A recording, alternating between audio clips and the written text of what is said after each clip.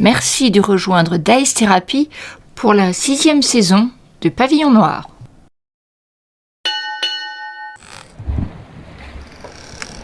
Voilà, et je vais vous dire ça. Alors, on commence par Jacques-Auguste.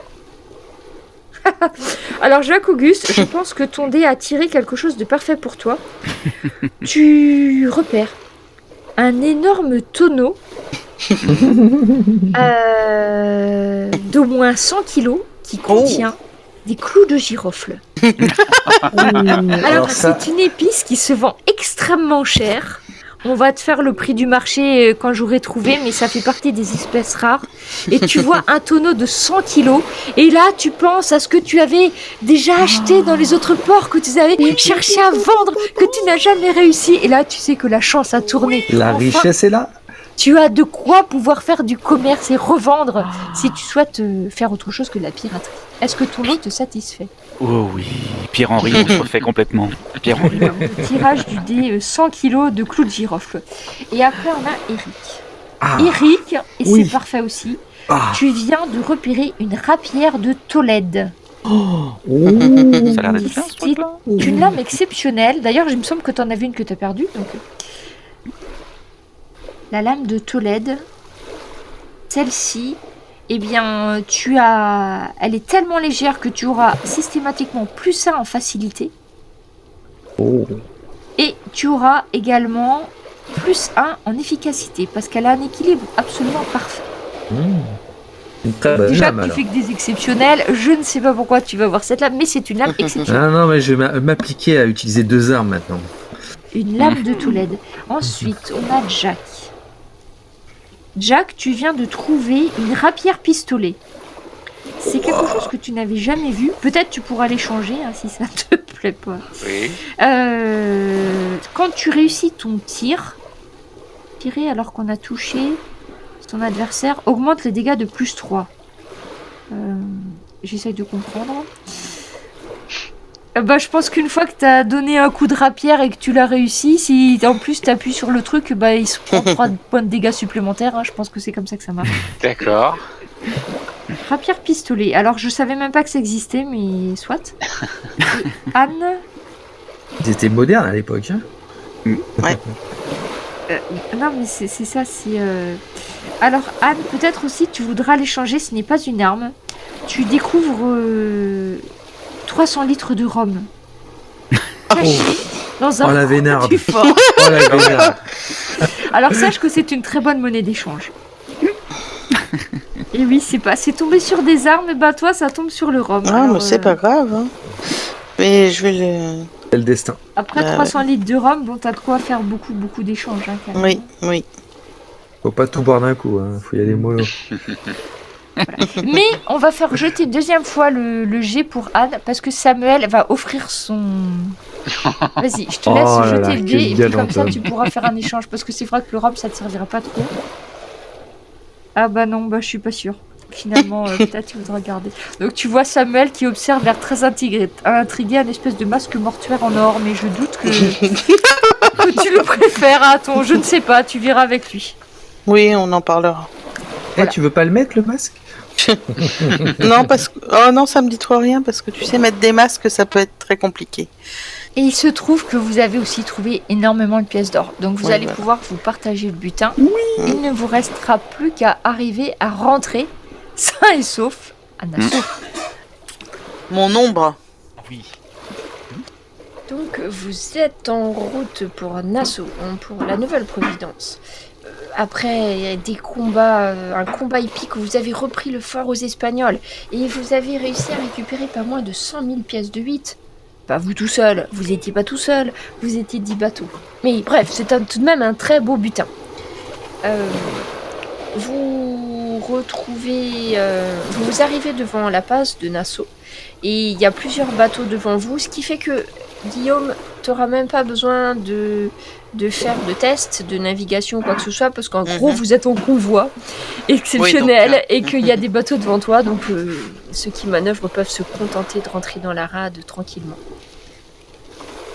Vous laissez amarrer votre bateau comme la dernière fois, donc vos 2 bateaux, parce que je vous rappelle, effectivement, on a le Prudent sur lequel Jack officie comme second, c'est ça?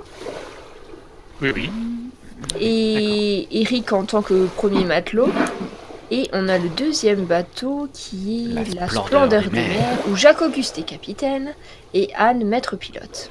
Oui. Et on a également sur ce bateau d'ailleurs l'ami de Anne, Samuel, qui a été nommé second. Oui. Donc, souvenez-vous comment il fait Nassau, il faut que vous laissiez vos navires dans la baie qui est protégée. Et puis après, à la chaloupe, il vous faut rejoindre la plage. La plage pour le partage du butin. Et je peux vous assurer que pendant ces 2 jours, les bateaux environnants, il y a eu du rhum qui a été versé à flot. Peut-être pas sur les vôtres, vous me le direz après.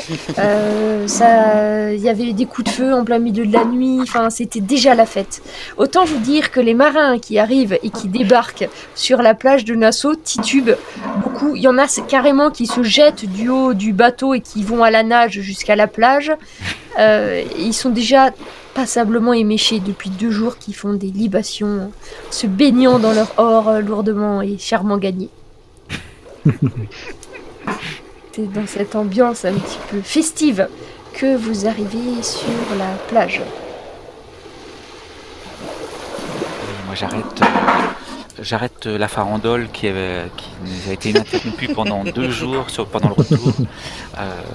Et puis effectivement nous avons bien baissé les réserves de rhum situées dans la cale. Mais certains ont réussi à garder leur tête sur les épaules, enfin, leur esprit assez frais pour savoir ce qu'il restait encore à faire et à partager. Donc j'ai dû passer un bon petit moment aussi dans ma cabine tout seul à estimer ce que chacun pouvait gagner, moi en premier. Voilà, donc c'est avec un grand sourire que je monte dans la chaloupe et que je reste debout avant dans la de partir en chaloupe, capitaine Jacques-Auguste, n'oublie pas que tu dois donner de l'or à tes hommes. C'est le moment, parce que là, il va falloir que... Donc tu peux leur donner une avance, puisqu'ils savent tous que tu as gagné de l'or, même si le partage n'a pas été fait entre les bateaux. Combien tu estimes... C'est leur argent de poche, là, pour l'instant, que tu dois leur donner. D'accord. Mais c'est forcément de l'or que je puise quelque part. Et il se trouve que je n'ai pas grand-chose sur moi. Je peux distribuer des clous de girofle. Ah si, j'en ai. Autant pour moi. Ouais, mais c'est sous forme de vaisselle. En or et en argent. Après, vous vous êtes répartis les coffres de pièces que vous avez trouvés. Donc tu peux... je peux piocher déjà dedans. Piocher un petit peu dedans. Eh bien, comment avant le partage? Disons que là, les marins, eux, ce qui va participer au partage, c'est les capitaines et les gradés. Mais les marins, eux, ils ont besoin d'argent tout de suite.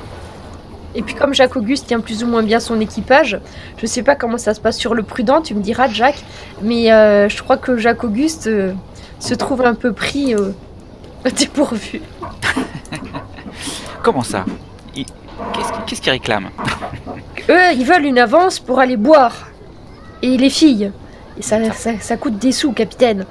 Il faut que vous nous dépoigniez un petit peu. Après, le partage, ça sera demain. Mais là, nous, on veut en profiter ce soir. J'essaye d'estimer à combien représenterait vraiment une bonne soirée de fête pour un marin. Je pense qu'avec 10 pièces de 8, ça devrait pas être mal. Ça devrait faire une méga fête. Qu'est-ce que tu en penses, cher MJ? Ouais, franchement, je pense qu'avec ça, ils ont de quoi... Peut-être même... je vais te dire, acheter une faveur. Attends, je suis en train de chercher. Ouais, parce que je crois que déjà un repas, c'était 1/4, je crois, de pièces de 8 de mémoire. Donc je pense qu'avec ça, ils vont inviter, ils vont boire, ils vont se Pour saouler. payer quelques tournées, je pense que c'est bien suffisant. Si tu te souviens du salaire de base du marin, c'est déjà pas mal. Ils vont se saouler, ils vont peut-être aussi inviter des gens, ils vont peut-être même attirer la convoitise. Et j'estime qu'il y en aura à peu près un tiers qui va disparaître dans la nuit. Voilà, donc, à 10 pièces d'or, c'est carrément le festin pour toute l'île, donc tu vois. Parce que ouais, quand non, mais tu c'est bien. rapportes ça au navire, au salaire du mousse, Bon, c'est sur un bateau militaire, hein, on est d'accord que c'est pas un bateau pirate. Le salaire du mousse est de 4 pièces de 8 par mois. Et le salaire du matelot, on va dire de base, est à peu près à 10 pièces par mois. Donc en fait, tu leur donnes le salaire d'un mois. Donc oui, c'est raisonnable. 10 pièces de 8, ils ont de quoi faire la fête, mais pendant un bon moment. Hein. C'est pas sûr de l'avoir tout de suite. Ouais, c'est pas mal. J'hésitais même à doubler, mais... Attends, t'as combien de mains? Ah, et qui c'est qui doit rester sur ton bateau? Alors, 1, 2, 3. On est 7 plus 3. 13, vous êtes 13? Camembert et moi. Ouais. Donc il y a 13 marins, en plus de vous, hein. Je vous compte pas dans... Ah oui, c'est vrai qu'on avait augmenté sérieusement le... Ah bah. 14 avec Samuel. Ok. Donc après, tu leur donnes 10 pièces de 8 en leur disant que quand les comptes seront faits, bien sûr, tout sera mis à jour. Ils sont très contents avec 10 pièces de 8. Hein. Vive le capitaine! On va aller voir à votre santé, capitaine! Et c'est là que tu dois dire qui c'est qui reste à bord. Je laisse à Samuel l'excellent choix de faire ce... Ah, tu laisses Samuel décider? Déjà un homme politique. Hein. Les mauvaises nouvelles des autres, et les bonnes c'est lui. Alors Samuel, il va décider de laisser sur le navire Emilio Crâne de Rat et Esteban. Esteban, d'accord. Borgne à une. Il n'y a besoin que de 2 personnes qui restent. Hein? Il y a besoin que de 2 personnes. Oui, vu ce que t'as sur ton bateau, 2 personnes, ça suffit. C'est le minimum, mais bon. Oui, en plus, il n'y a pas grande crainte à avoir. Déjà, notre bateau est pas terrible. En plus, on est dans une baie de pirates, donc ouais. Mais Samuel négocie quand même qu'il faut leur laisser du rhum à bord, sinon... C'est sûr, mais... Chacun un cruchon de rhum et Emilio et Esteban se dévouent pour n'aller à terre que le lendemain. Peut-être même qu'il faut un officier. C'est toi qui me dis. Ah, ça, je m'en voudrais de séparer Samuel et Anne pour cette excellente soirée qui s'annonce. Alors en officier, tu peux décider que Emilio il est canonnier. D'accord. Qui était déjà pré-ciblé. Emilio c'est le canonnier, donc si tu veux, bon c'est pas vraiment des officiers comme sur la navire de guerre, mais... Ouais, très bien. Emilio, voici les clés du bateau. Donc ils commencent déjà à trinquer à tout ce qu'ils vont faire le lendemain. Et pendant ce temps-là, que tous les autres hommes s'entassent dans une chaloupe. Donc ils vous font arriver déjà vous en premier. Et ensuite, ils vont tous s'entasser dans une chaloupe pour s'égayer sur la plage, partir, voir s'il reste encore des filles, s'il reste à boire, s'il reste à manger. Il y a des grands feux qui ont été faits sur la plage où il y a des cochons entiers qui sont mis à griller, des chèvres aussi et d'autres choses non identifiées. Du côté du bateau du Prudent, Jack, toi qui es le second... J'ai un doute là. Oui, moi aussi. Je vois que c'est écrit sur ma fiche. Ouais. T'as écrit quoi? Oui, c'est ça. Dis-moi ce que t'as écrit sur ta fiche. Toi, t'es quoi? Quartier maître? Eric? Maître d'équipage. Maître d'équipage. Et du coup, Jack? Je suis Ouais, passé c'est ça, capitaine. il doit être passé capitaine. Ouais. Ouais, c'est ça. Capitaine Jack. Et en second, c'était donc parce qu'on lui faisait pas confiance, Pete. Ouais, c'était Pete Van D'accord, ça Arne. marche. Ouais, parce que comme je me souviens qu'il y avait eu... je me souvenais plus du résultat du truc. Donc, soit Jack tu décides, soit tu laisses Eric décider. Après tout, c'est le quartier maître qui reste à Il bord. va faire un petit peu son travail. Donc c'est Eric. C'est Eric qui va prendre les rênes un petit peu de sa nouvelle fonction. Bien, capitaine. À vos ordres, capitaine. Je vais m'exécuter, capitaine. Alors, on en laisse combien? 2? 2 on en c'est laisse le deux, oui. minimum. 2 Mais minimum. surtout, t'as un bateau un peu plus grand, donc peut-être 3. Peut-être 3. Surtout, il est en état. Oui, il est en état, bien sûr. On pourrait laisser Monsieur Basbat. Peut-être le maître canonnier dit feu au cul. Ok. Il est un petit peu chaud. On pourrait laisser le grand costaud, la force de la nature, là, Monsieur Villaboas. Raphaël D'accord. Villa-Bobos. Et je crois qu'on avait on avait des demoiselles, non, qu'on avait recrutées ou pas? Alors, normalement, oui. Demoiselle. Ah oui, non, mais elles étaient décédées, je crois. Attends. Il y en a une qui est blessée, Marina. Je Hmm. crois qu'elle a survécu. Hmm.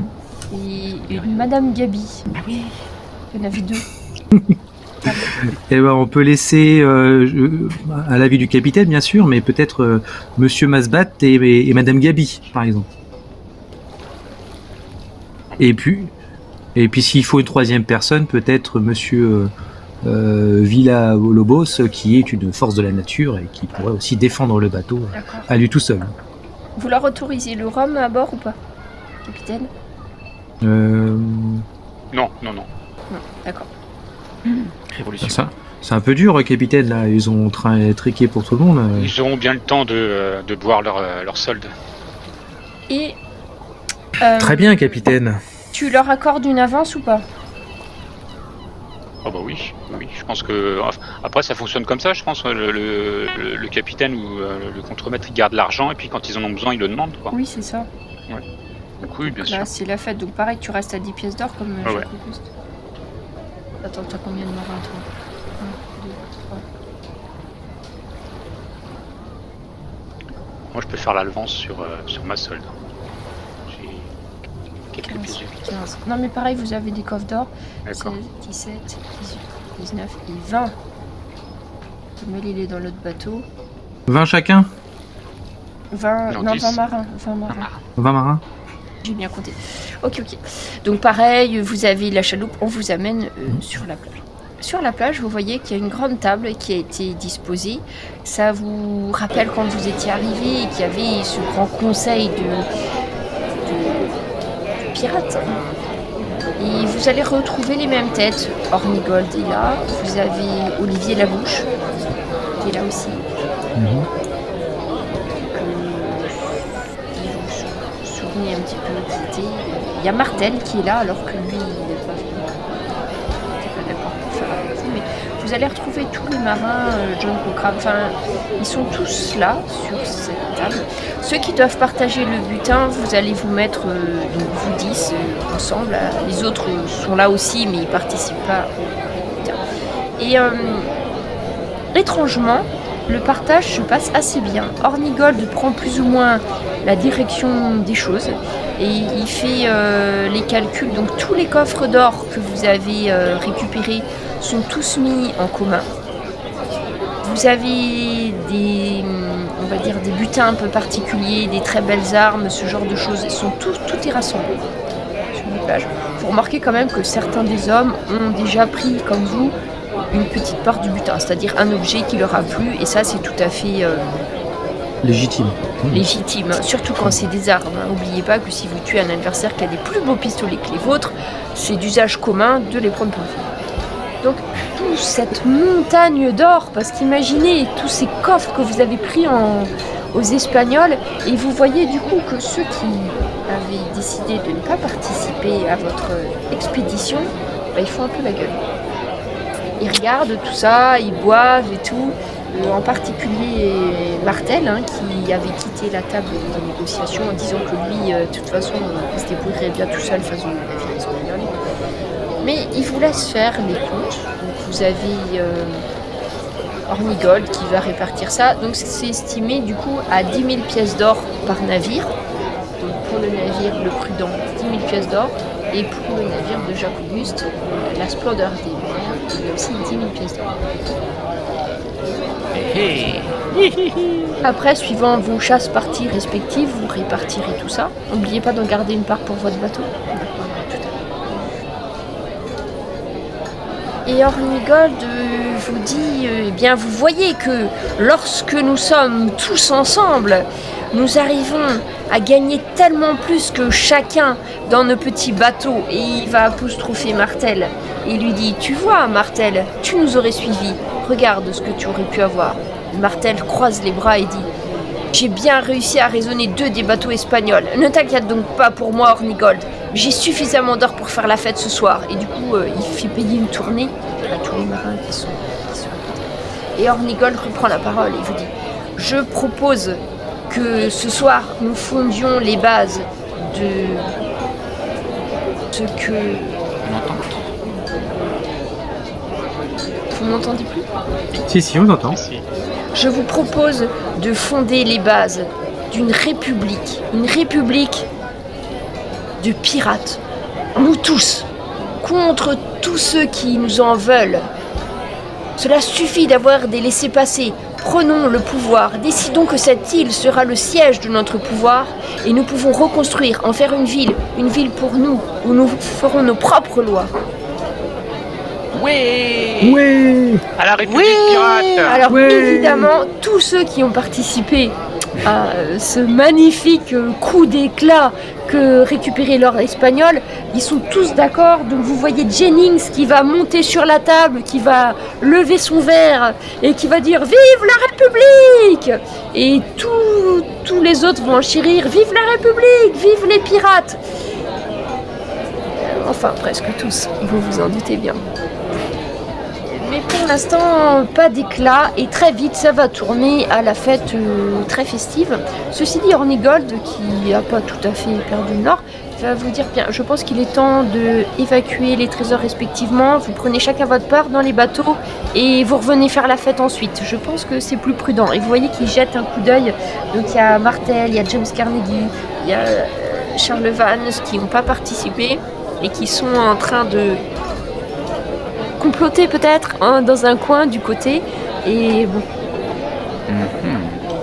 Tiens, est-ce qu'il y a moyen... Non, alors on est sur la plage, bon, il y a bien l'obscurité, il y a bien quelques ombres procurées par les flambeaux qui sont... Oui, c'est le soir en fait. Oui, c'est le soir. Est-ce qu'il y aurait moyen de s'approcher un peu discrètement pour essayer de savoir en tirer quelques mots, quelques phrases peut-être? Ils sont isolés en fait de vous par les bandes de pirates, tu vois, qui les entourent, chacun a ses hommes autour, ce genre de choses. Tu peux me faire de la discrétion, Jacques Auguste. Mais déjà, il faut que tu donnes tes ordres pour récupérer ton or. D'ailleurs, est-ce qu'il reste encore des marins tu peux avec déléguer moi à ton second, si tu souhaites. Oui, tout à fait. Alors, Anne, en discrétion, je te charge pour écouter le camp d'à côté. surveiller l'or, si tu veux bien.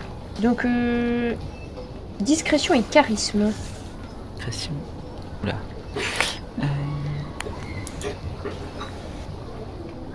Eric, tu peux me faire un test de vigilance? Ouh, c'est un échec, Et Jacques c'est Auguste. un échec. Ah, mais ça, c'est la première fois que ça m'arrive. En fait, L'alcool. Jacques Auguste, tu vas t'approcher de Martel. Et en fait, malheureusement pour toi, il va y avoir un grand éclat des flammes derrière toi. Les hommes apportent un cochon grillé sur la table. Donc tu vas être en pleine lumière, juste au moment où tu allais t'approcher de ces hommes-là. Et tu vois comme un seul homme, Martel, Van et Carnegie qui se retournent et qui te voient. Et Et que tu vois dans leur regard que de toute évidence, tu n'es pas le bienvenu. Et que je leur ai dit, mais venez boire avec nous, ne restez pas à l'écart, même si vous n'avez pas pu profiter de cette manne, qui ne dit que vous ne pourrez pas profiter également de la fête qui va s'en suivre. Ne vous inquiétez pas pour nous, capitaine Jacques Auguste. Nous savons faire la fête. Nous finissons toujours par faire la fête. Pendant ce temps, Eric, tu remarques, donc Pete est avec vous. Et tu remarques, Eric, que tu as eu une très belle lame de Tolède, mais que Pete, lui, a réussi à avoir une arme encore plus belle que la tienne. Une magnifique arme avec une pierre précieuse sur la poignée, et tu vois que c'est sans doute une arme de maître, et qu'il la porte fièrement au côté. Eh bien, je fais part de ma petite découverte au capitaine Jack, qui doit pas être très loin de moi, en lui chuchotant dans l'oreille tel un bon maître d'équipage. Capitaine Jack, je sais pas si vous avez vu, mais Pete, il a une superbe épée, elle est magnifique, elle est plus belle que la mienne, que celle que j'ai trouvée. Franchement, Sort ça. je sais pas, je l'aurais vu, je l'aurais pris. En tout cas, une très très belle lame. Et puis là, quand on voit la parure, ça en impose. Une âme qui lui aurait été offerte. Et tu vois aussi, Eric, quand tu regardes à côté de toi, tu vois le Bastien. Bastien, il porte en pendentif, tu vois, un espèce de torque aztèque tout en or et tout ça. Et du coup, il le porte à sa ceinture, en fait. Et il s'en est servi pour attacher, son fourreau d'épée. Ah oui, d'accord. Et tu vas commencer à regarder autour de toi et tu remarqueras que chacun des hommes, alors à qui porte un collier ostentatoire, qui va porter une... Alors normalement, les lames sont au fourreau quand vous êtes entre vous. Et tu vas remarquer que pratiquement chacun des capitaines et des hommes officiers, tu vas t'apercevoir qu'ils ont tous des armes très riches tout d'un coup, tu vois, quand tu vas regarder autour de toi. Il y en a même un qui porte une espèce de parure en plume autour des épaules, tu vois, et fièrement, tu sais, comme... Et c'est pas Jacques-Auguste ? Et ce n'est pas Jacques-Auguste. Non, cette fois-ci, ce n'est pas Jacques-Auguste. Du coup, si je vois ça, je me retourne vers Jacques-Auguste, vers le capitaine Jacques-Auguste, si je le croise, en lui disant capitaine Jacques-Auguste, avez-vous vu cette magnifique parure portée par cet homme ? Elle vous sirait tellement bien. C'est Jacques-Auguste entre nous, il n'y a pas besoin de capitaine. Ah bon. Eric, je sais pas. Ça... Bien sûr, entre nous. Les statuts ont changé maintenant. Non, mais pas. Nous ne sommes plus que des pirates, nous. De quelle parure parles-tu ? Celle avec les froufrous là-bas. Ah mais oui, d'où ça sort ça ? Je sais pas, mais en tout cas, elle est magnifique. Mais comment se fait-il que ces individus ont déjà récupéré des morceaux de trésor ? Et se sont tous plus ou moins servis. Je sais pas si vous avez vu des prises de guerre, oui. Mais à quel moment ils ont... Dans tout ce qu'ils ont récupéré, chacun a transporté des coffres d'or, et il y avait des choses dedans. Regardez Bastien avec son magnifique torque, ou Pete avec l'épée. J'ai même pas vu cette épée-là. Ah oui, joli. Bon, un peu surfait. Vous voyez, Hornigold finit, donc l'or est réparti sur les bateaux, et puis Hornigold revient avec un sac rempli de pièces, et vous voyez, il les jette à la volée sur, pas du côté des capitaines, mais du côté des marins, il jette par poignée les pièces d'or, et dit « Maintenant, nous sommes tous une seule et même famille, nous sommes la République !» Il balance des pièces d'or, donc les pièces d'or roulent dans le sable, les gars sont un peu éméchés, ils se bousculent les uns les autres pour récupérer de l'or, ils portent encore un verre, cette fois-ci à Hornigold aussi, pas seulement à la République, et vous voyez que pendant toute la nuit, à un moment où c'est un petit peu calme, tout ça, Hornigold, il va refaire ça, finalement, il en jette pas tant que ça de l'or, mais c'est le geste de distribuer, etc. Et vous voyez qu'en fait, à la fin de la soirée, il y a les 3/4 des hommes qui au moins une fois ont levé leur verre à la République des pirates.